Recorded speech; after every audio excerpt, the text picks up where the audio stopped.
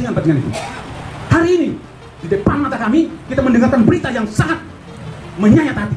Seorang purnawirawan, Letnan Kolonel, mantan Komandan Kodim. Beliau pernah punya sopir, beliau pernah punya ajudan pada saat menjabat. Saat ini demi mempertahankan kehidupan dia menjadi sopir pribadi. Ini luar biasa, saya hormat dengan beliau. Beliau tidak melakukan kegiatan yang hina. Beliau bekerja untuk mencari kehidupan, menambah makan saja. Tetapi kenapa harus dibunuh secara sadis? Ini sesuatu yang sangat tidak bisa kami terima. Tidak bisa kami terima. Di setiap WA grup, baik tentara aktif, saya juga ada di dalam, tentara purnawirawan ataupun mantan-mantan tentara yang kami pimpin, semua mendidih, tidak menerima kejadian ini. Apalagi begitu melihat pernyataan awal, saya membacakan, ini juga sangat miris. Ini terima kasih Kapolres sudah menyatakan seperti itu, ternyata tidak benar. Tetapi ini ada dari Republika. Terdapat 5 tusukan, polisi tegaskan tak ada niat pelaku untuk membunuh. 5 tusukan. 5 tusukan bukan goresan, tusukan. Tadi sudah disampaikan oleh Pak Nemet, itu disembelih. Ya memang benar, 5 tusukan. Tapi masih dinyatakan tidak punya niat membunuh. Tadi kita sudah mendengar berita yang beredar bahwa ini disangkakan pasal 351. Jujur, kalau itu dipaksakan, saya pribadi sangat kecewa. Karena ini bukan penganiayaan, pembunuhan berencana. Saya bisa pastikan, ini pembunuhan berencana. Saya berharap Pak Kapolres yang memediasi pertemuan ini bisa menyampaikan ke pimpinan atas untuk merubah pasal yang dikenakan terhadap pelaku ini, dihapus 351-nya. Kami tidak terima. Tidak bisa dibilang 351. Ini sudah sesuatu yang sangat keji yang dia lakukan terhadap seorang purnawirawan rekan kami. Kami tidak terima. Itu yang pertama.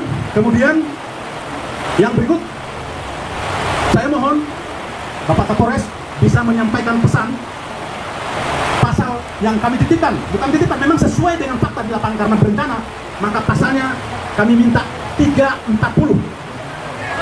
Saya tidak menentukan hukumannya seperti apa, tapi saya berharap tidak ada pasal yang lain selain 340.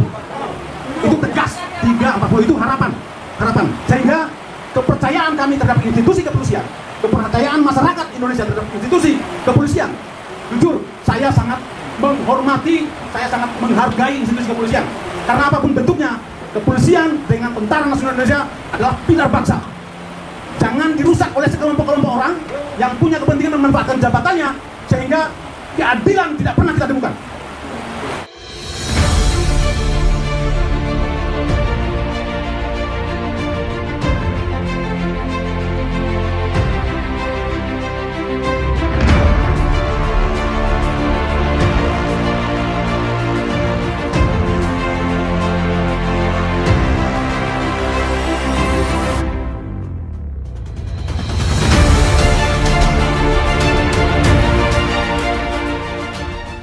Bismillahirrahmanirrahim. Assalamualaikum warahmatullahi wabarakatuh. Waalaikumsalam warahmatullahi wabarakatuh.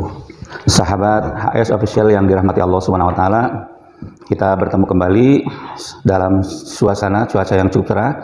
Seperti biasa kita insya Allah akan membahas topik-topik yang aktual, kekinian dan juga masih viral.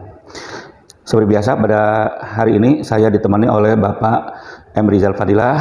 Assalamualaikum. Waalaikumsalam. Sehat Pak? Alhamdulillah. Alhamdulillah. Ada beberapa topik yang akan kita bahas. Mungkin kita mulai dengan kasus pembunuhan seorang purnawirawan di Lembang. Baik Pak, untuk pertanyaan pertama, ini berita ini sudah lumayan viral ya Pak ya. Mungkin ini Pak yang viral itu seolah-olah si pembunuh ini atau pelaku ini seperti dipancing gitu, karena sebelumnya ada timbul keributan sehingga terpaksa akhirnya melakukan pembunuhan.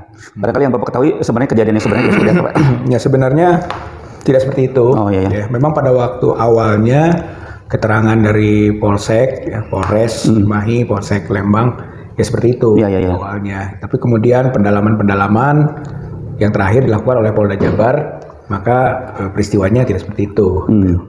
Jadi malah di yang awal mah ada diludahi gitu kan, dan ada pukul memukul gitu kan, sehingga terpaksa melakukan pembunuhan. Dan diumumkan juga tidak ada niat membunuh gitu.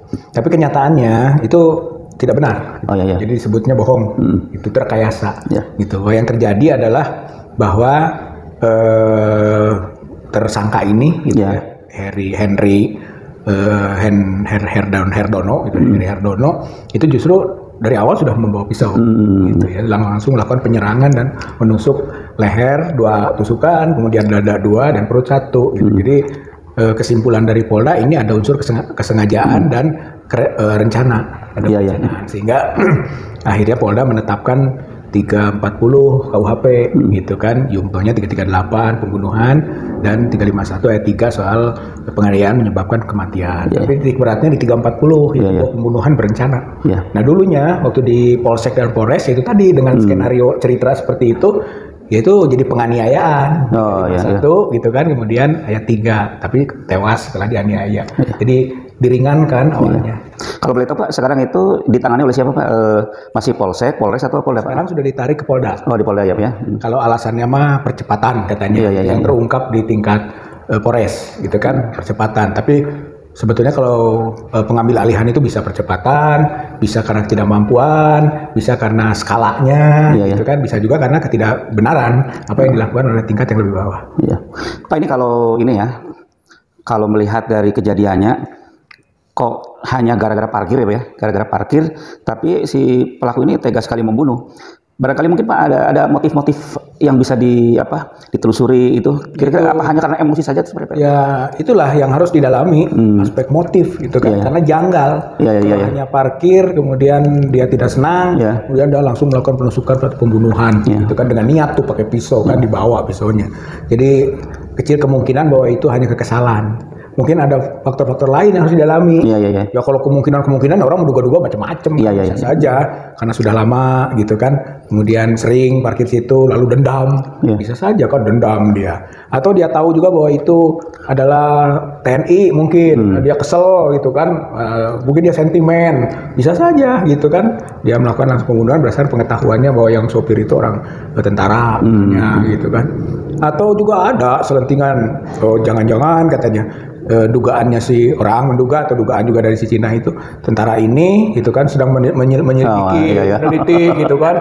Ya tapi juga siapa tahu gitu kan, apakah memang itu gudang rahasia, gudang tertentu isinya apa nggak tahu kita gitu kan. Lalu mungkin ketahuan oleh Mubin ini, kalau Purnawirawan Mubin ini, lalu dia marah, dia ingin menghilangkan jejak. Jadi serba mungkin. Oleh karena itu perlu didalami gitu kan, apa sih yang menjadi motif gitu kan sampai dia melakukan tindakan yang berlebihan seperti itu gitu. Bahkan sampai ya menurut Polda kan pembunuhan berencana, berarti ada rencana dan sudah lama dia melakukan itu gitu. Jadi perlu didalami. Setuju Pak, motifnya apa gitu? Kan gini Pak, supaya juga ini yang berkembang tidak liar ya Pak ya. Ini harus ada pembuktian. Oleh karena itu kita mendukung ya Pak terhadap pihak kepolisian untuk mengusut tuntas ya Pak ya. Terutama yang beredar itu tadi Pak, pelakunya ini adalah seorang warga negara Cina, itu yang harus dibuktikan ya. Kemudian juga ada kemungkinan ini yang beredar itu ada kemungkinan itu bahan peledak ataupun narkoba segala macam. Dan tadi Purnawirawan yang meninggal itu adalah sedang menyelidiki. Nah ini kan masih simpang siur seperti itu ya. Oleh karena itu kita mendukung, mengharapkan ya Pak supaya Polda di sini bisa mengusut tuntas ya Pak ya.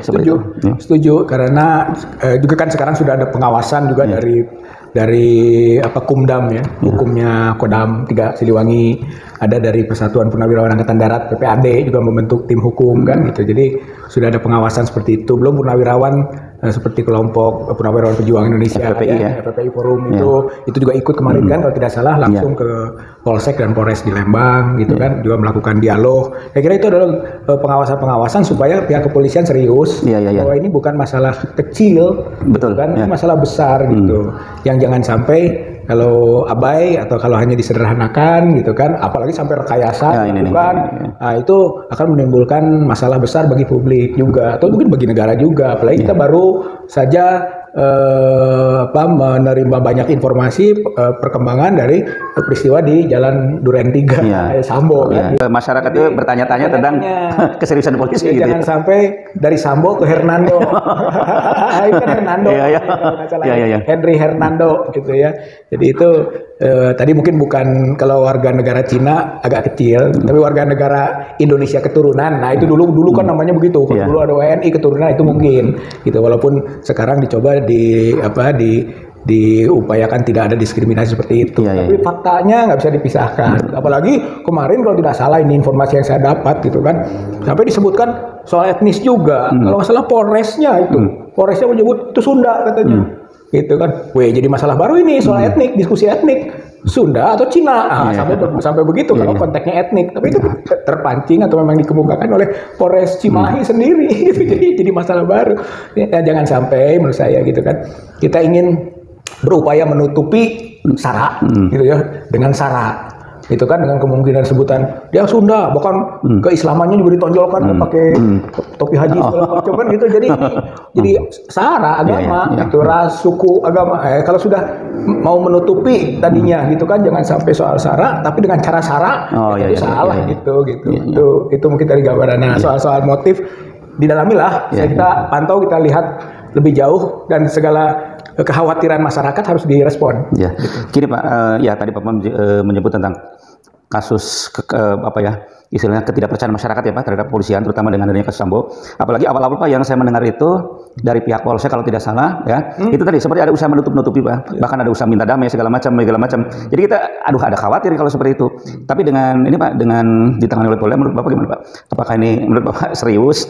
Atau tetap harus serius gitu ya kita, tapi dari progres dari progres yang disampaikan oleh siapa itu humasnya itu Pak Ibrahim Tompo kalau nggak salah dia kemukakan bahwa temuan awal gitu kan soal pukul memukul, soal diludahi itu tidak ada. Kemudian waktu di Polres itu masih 3 saksi gitu kan, sekarang sudah 12 saksi gitu, bahkan sampai ke anak kecil pun katanya kan mulai dijadikan bagian dari penyidikan gitu, karena waktu melakukan penusukan itu di sebelahnya di mobil itu ada anak kecil. Tapi di laporan polisi nggak ada Pak. Polisian sana nggak ada. Tapi di Polda sudah.